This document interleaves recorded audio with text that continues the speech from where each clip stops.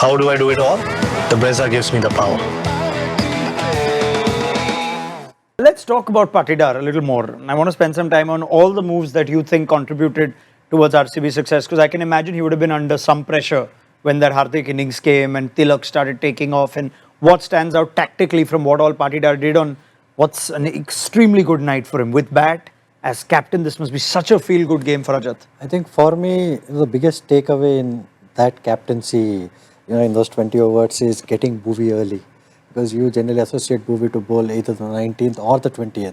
Yeah. But getting Bhuvi early when they really needed experience, when they needed to get the game back into their control, I felt was a brilliant move. Because he could have gone Krunal again, thinking that we have Hazelwood and Bhuvi.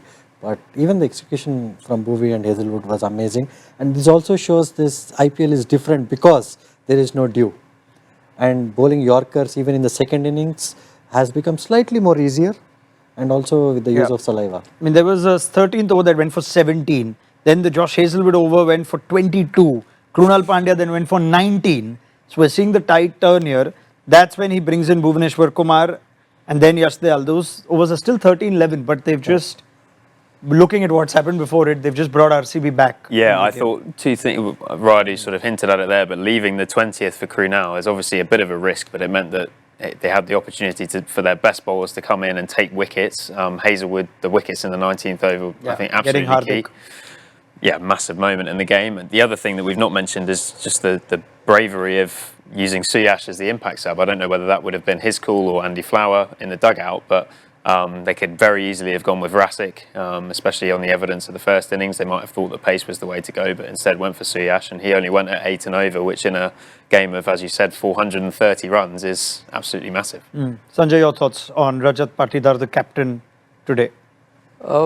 To an extent, just having 5 bowlers could be an advantage as well, because Hardik Pandya had numerous options, and probably MI didn't really use the resources at the right time, but that wasn't the case with RCB. With RCB, and I just guess that also the type of batsmen that were there at number 3 and number 4 allowed Rajat to bowl those spinners in tandem, which wasn't the case with MI, because MI always had this at the back of their mind that they don't have to bowl spin to Rajat Patidar, and that played in RCB's hands. So he was pretty smart with that particular thing, and to hold back Krunal for the 20th over made absolute sense, because you don't really want him to be bowling the 19th over with Josh Hazelwood only having 10 or 12 to defend. So all in all, a very good day out for Rajat. Today we have not seen Virat really come to him and give suggestions as well. He was quite, calm, composed, and also if you look at it, he was at ease. He was quite at ease in those pressure situations. So it's amazing to see a young guy lead such a big franchisee who has always had the pedigree to win the IPL but couldn't, and you have so much on your shoulders. So this guy is going great guns so far.